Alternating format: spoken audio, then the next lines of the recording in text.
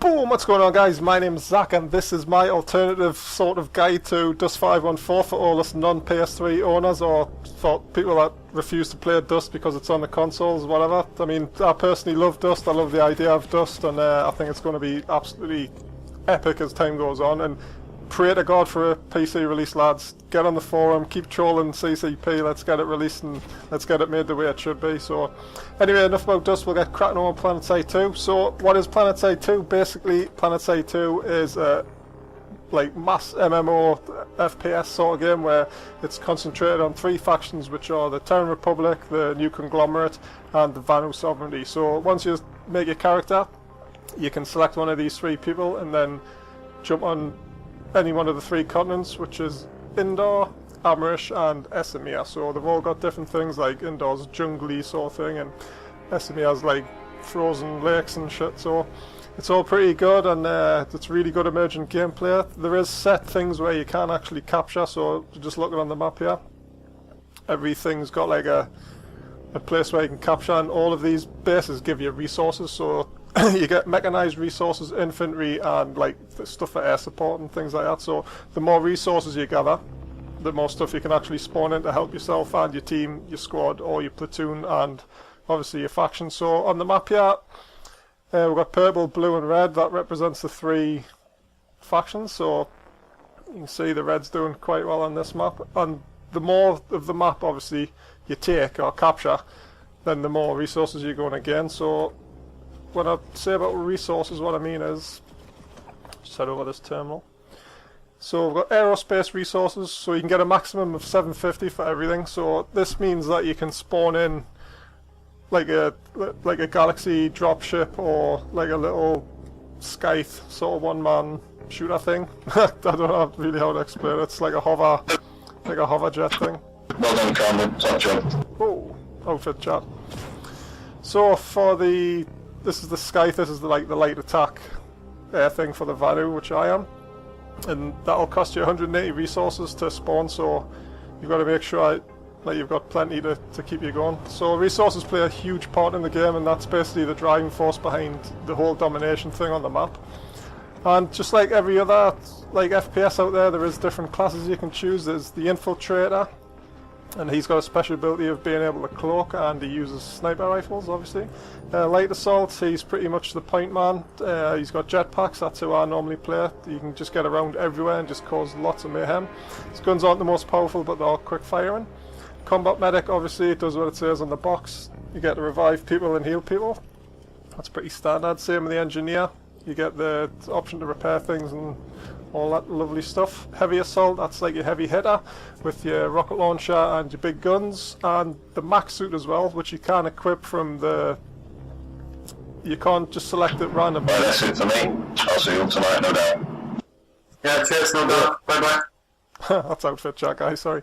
And the max suit, which you can equip from certain terminals, but you can't like spawn with it, so this actually costs you resources as well, but you can do some serious damage. I've got mine fit for anti-infantry at the moment, but you can fit like rocket launchers and all that type of shit inside it, so there is quite a lot of variation depending on your playstyle. My playstyle come from sort of like Call of Duty from back in the day. The Battlefield was always like a sort of like point man, run and gun, so that's why I picked the Light Assault, and he's really, really good for getting into places that other people can't or will take longer to get to than you. So I find that you get a lot of kills and you can sort of like really help your team. But like I said, if you like being a medic, then be a medic, because that's what you're going to be good at. But you can swap between them all. I've been trying to do a bit of sniping recently, but it's been quite difficult. So, but yeah, it's pretty cool. So when you log into the game, if you've been logged out or you're just starting, you'll end up in this warp gate, and basically this is our like starting base where no enemies can get into. It's like fully protected and stuff, so it's like a staging sort of system, and that's in the bottom left there. Each faction's got its own warp gate, so there's the NC, and oh, where's the other one? Oh, there we go, there's the Terran Republic at the top there.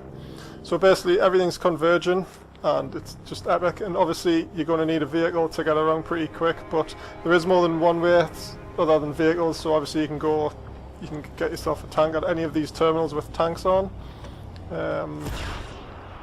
And there's your Flash, your Harasser, that's the new one. Sundra, this one's a really important vehicle in the game. It acts as a mobile spawn point for your whole team. squad or platoon sort of thing. Lightning, sort of the fast light tank. Mag Rider, that's the heavy hitting Vanu one, but there is obviously different variations depending on which faction you're playing. Also we can do air support, so we can go Scythe, that's like the light attack fighter, really fast, good at getting out of places, afterburner and stuff. I've spent quite a lot of upgrades on this, so it's really decent. And the Liberator, that's a more slower gunship, but that's really powerful once you start upgrading that sort. And finally, the biggest in the game is the Galaxy. Now this is a huge dropship that's really tough and can go absolute beast mode with the right guns on. It's really good for, like, sometimes your squad leader will ask you to redeploy in the warp gate, and then everyone will just pile in one of these and they'll just get dropped over one of the bases you're trying to capture. So it's really good for like starting off like a squad sort of thing. So getting around the map also, if you're in a squad you can actually deploy on your squad leader every like few minutes, or you can like the squad leader can also drop spawn beacons, so it is quite easy to get around. It's not as hard as what everyone thinks. Obviously the map is absolutely huge and you can set like waypoints and stuff like that. So the personal waypoints is blue, you'll get a green waypoint on the map which will be from your squad leader, and you'll also get a yellow one which will be for the platoon leader. So it does get quite epic about like logistics and stuff, and that's what the game's really all about, logistics. If you've got a good logistics back, like with Sundaras and like dropships, you can take facilities and hold them no problem at all. So let's just take a little fly here and I'll show you like sort of the scope of the map, because like I said, it is epic. And remember, this is just one of the maps, so we'll just go on a Scythe here, which is pretty quick. We'll just head over to that waypoint. Like I said, compared to Dust, the facilities look absolutely epic, and this would be awesome. I would love to see this type of stuff on the PC for Dust if it ever got released. I mean, there's one of them. It's got the drop pads on and everything, and like the big tower on the top. And there's a bigger one. It really is like sort of like gritty sci-fi, like esque sort of thing. It's like amazing. And I would love to see it on like Dust on the PC with stuff like this on this sort of scale. I mean, this is what, I mean, anyone who plays Dust, I'm sure you can agree, like we need scale. We need like epic scale of like planetary domination, and this would be the perfect sort of setup. And this is why I like playing Planetside too. It just reminds us a lot of oh, good bag eye tank. It does remind us a lot of what Dust like is, or what indeed it could be. I'll just kill this guy. Oh, I'm getting shot. So it is a beautiful game as well. It does take quite a lot of CPU off your computer, so if you haven't got a really decent computer, then you might be struggling to play at high settings. I mean, I've got everything on high on mine, but it does go like to ultra. And at night time it just goes epic as well. It just looks absolutely amazing. If you've played that Far Cry Blood Dragon, like with all the neon shit, it does like, it's got a flare of that in there as well. It's pretty cool. So I've just set the Scythe down there at a little beacon I put up. So this is just a small base, and it's just to give you a little overview of what you need to be doing once you're there. So obviously this one's undefended at the moment. So this is only a small complex, like I said, and it's got one capture point. So on the left hand side of the screen you can see the A point, and like straight in front of us, that's where you need to be standing next to with your squad or your teammates, or if you're by yourself. And that'll turn to your faction colour, which will be purple for the Vanu. And once that's done, that means you've got like a control on this facility, and you're getting like the resources that it gives, whether it be like aerospace, infantry, mechanized, that sort of thing. So that's basically it. That's a small complex. I'll just fly over to that biodome. I mean, look at that. Like, the view's just amazing, isn't it? It's fucking, it's lush. I mean, at night time it's just so good. So I'll show you some nighttime gameplay in a bit, but we'll just have a fly over there for now. Oh, this thing's quick. Right, let's just land in here.